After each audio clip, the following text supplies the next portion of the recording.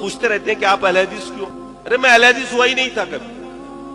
میں نے تو دین کو جب سمجھا، جب میں نے تضاد دیکھا نا، حدیث و قرآن کا ٹکراؤ دیکھا، اور میں نے فیصلہ کر لیا اندر ہی اندر کہ میں قرآن و سنت پہ چلوں گا، صحابہ والا اسلام. مجھے کیا پتا تھا اہل حدیث کیا ہوتا ہے؟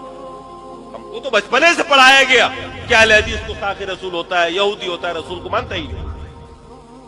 اس لیے ہم نے کبھی جھانک کے دیکھا ہی نہیں. کسی اہل حدیث کو دیکھتے راستہ موڑ لیتے تھے کہ سلام نہ کرنا پڑ جائے بھیا، ان کے سلام سے نکاح ٹوٹ جاتا. وہ یہی سکھا رکھا تھا، دھوکے میں سلام کر لیا بیوی ہاتھ سے نکل جائے گی. جب ہدایت ہم کو ملی، ہم نے جب سمجھا کہ قرآن و سنت پر چلنا ہی دین ہے، ہم نے چپکے سے استعفا دیا، گھر پہنچ گئے. تو 2 سال کے بعد میری تقریر ہو رہی تھی، کہیں پر ایک اہل حدیث نے سنا اور اس نے مجھ سے کان میں آ کر کہا کہ حضرت، صبح میرے گھر آیا، اس نے کہا کہ آج جو آپ نے تقریر کی ہے نا، وہ بالکل میرے مولوی جیسی کی ہے. تب دل میں خیال آیا اس کے مولوی کو بھی آزما کے دیکھیں، اور دیکھا، اور تب پتہ چلا کہ یار ہم تو اہل حدیث ہو گئے. یہ اہل حدیث ہونے کے کئی سال بعد مجھے پتہ چلا کہ میں تو اہل حدیث ہو گیا. ورنہ تو ہم ڈر ڈر کے، مطلب جسے ہوتا ہے نا کہ ہماری یہاں ایک کہاوت ہے کہ دودھ کا جلا چھاچھ کو بھی پھونک کے پیتا.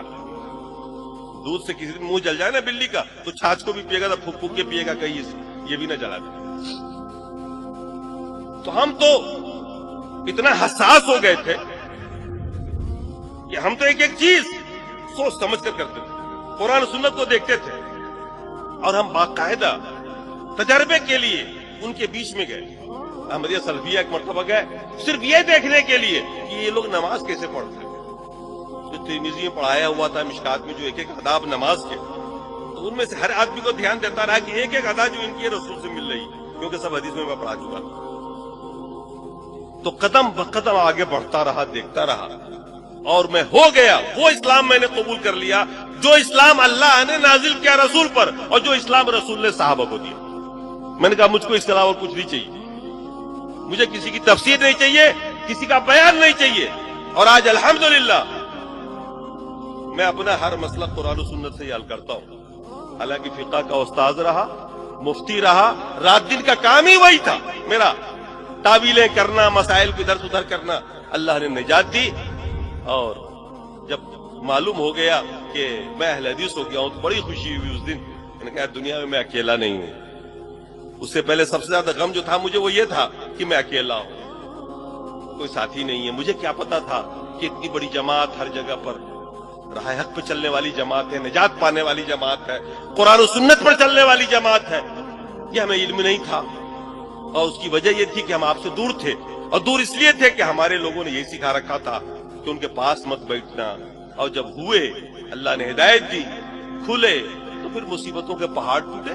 آج تک میرے اوپر سوشل بائی کارڈ ہے، لیکن میں نے کہا کوئی پرواہ نہیں، جنت ملے گی نا، ادھر کی گارنٹی ہے نا. ہو گیا، روزی کا مالک اللہ ہے. اللہ نے قرآن میں فرمایا وَمَا مِن دَابَّةٍ فِي الْأَرْضِ إِلَّا وَعَلَى اللَّهِ رِزْقُهَا. دنیا میں جتنی بھی جاندار چیزیں ہیں، روزی کا ذمہ اللہ نے کہا میرا. اللہ نے کہا نا، ذمہ لیا نا اس نے. آپ کی جنت کی ذمہ داری لی ہے کیا؟ آپ کی جنت کی بھی لی ہے کیا؟ لی ہے کیا کہ تو جنت میں ہر حال میں ڈال دوں گا؟ نہیں نہ لی ہے. اس کی فکر کرو جس کی نہیں لی ہے. اس کی فکر کیوں کر رہے ہو جس کی لی رکھی؟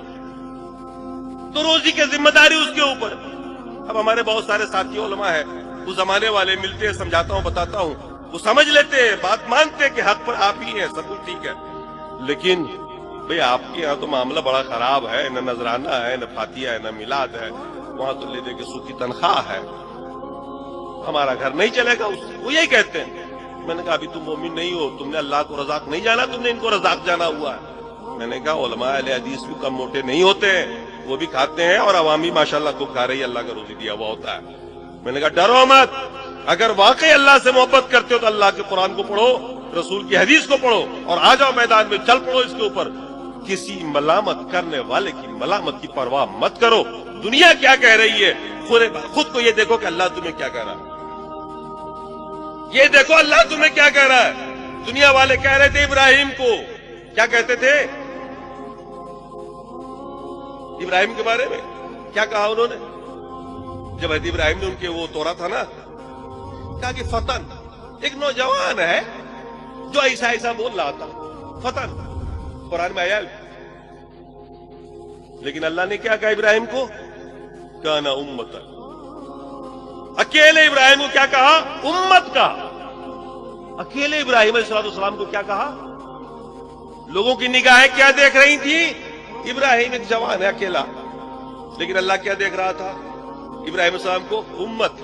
खुद को आप अल्लाह की निगाह से देखना सीखिए कि अल्लाह ताला आपके बारे में क्या कह रहा, रसूल क्या कह रहे हैं, आपके बारे में क्या चर्चे हैं आसमान पर।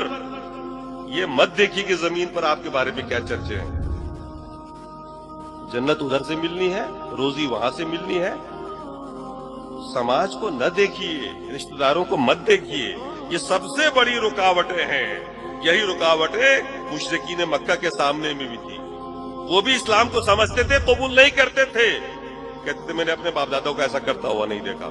मेरे दोस्तों, खैर इसी में है कि अल्लाह के पैगाम को पढ़ो, चलो, रसूल की हदीस को पढ़ो, उसकी तबाह करो, दीन पर चलो, और कोई जो कलादा आपके गर्दन में हो ना, गर्दारी दुपट्टा, उसको निकाल के बाहर करो।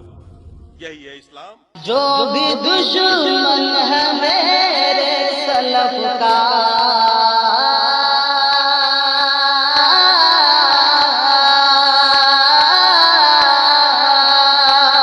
जो भी दुश्मन है मेरे सलफ का, जल रहा था जला है जलेगा। मसलके सल्फियत का शरारा,